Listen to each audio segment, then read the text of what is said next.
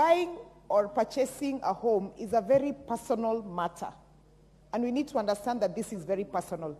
Honorable Speaker, this is like when you want to buy a bra.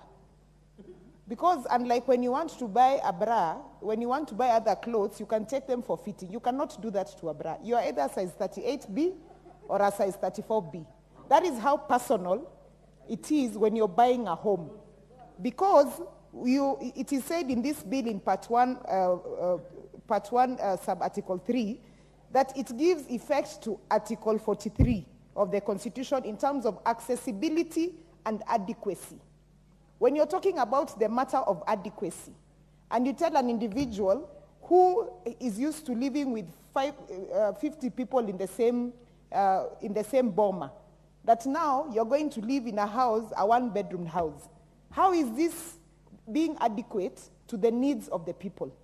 Madam Speaker, when you look at the pay slips of Kenyans, majority of the people who are working, they have already been deducted mortgage, they're being deducted all these other deductions, and then you're adding the housing levy, and yet that house, they will not necessarily own it.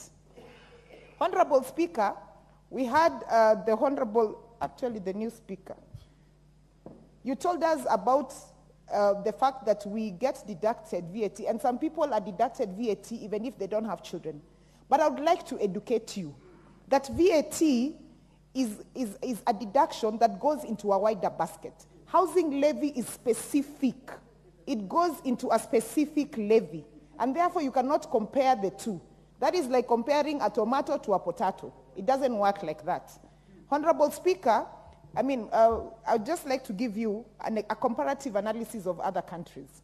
We've had housing levy in Finland, in Italy, in South Korea, and in all these countries, which are more developed than we are, they've actually had to review how housing levy is being administered. In South Korea, for example, right now, the government is buying houses from private investors and then subsidizing them and then leasing them out to individuals.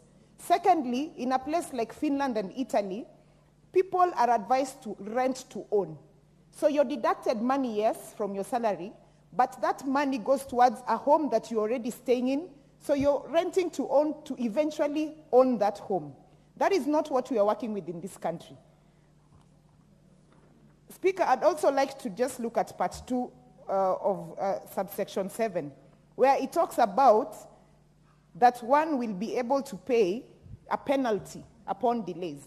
Right now, we all know that we have delays in salaries, even for civil servants. Even NGCDF has not come through because the government says there's no money. So is the government going to actually deduct itself on these penalties if it fails to pay the civil servants on time? Is it going to penalize itself? Is that what is going to happen?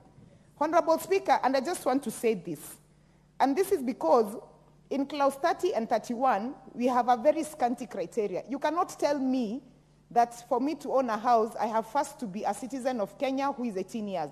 Okay, so imagine a scenario where a couple of citizens of this country go to a place like Ngara and say they want those homes because according to the criteria on the bill, they qualify. They are Kenyans, they are 18 years old, so they qualify. What are you going to tell those Kenyans? Mr. Speaker, back at home in Nyamira, where they want to, like for example, have affordable housing in the town.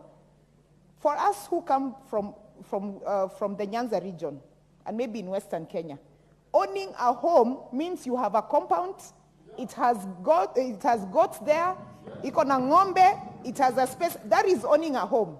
You cannot tell a Kisii that they own a home by having a flat, some space up there in town in Nyamira. And you imagine that the people back at home, the elders, will respect you and say that you own a home. We need to tailor-make these solutions to people depending on where they live. If it's people who are in the villages, do not tell them about housing levy. If it's people in Garissa whose children are reading under trees, you cannot tell me you want to build for me a house, and yet my children are reading under the tree. That is a government that lacks priorities. Honorable Speaker, as I finish, I just want to ask this question. Because I was nominated by my political party to represent workers in this assembly, I just want to ask Now that the courts declared housing levy unconstitutional, the workers who had been deducted, can they get their refunds? And the reason why I'm saying this is because even if, at the very worst, this is passed and it is declared constitutional, you cannot apply law in ultra vires. You cannot apply the law in reverse. Therefore, for all that time that Kenyans have been deducted this money, tafadhali turudishie wa Kenya pesa yao. I thank you.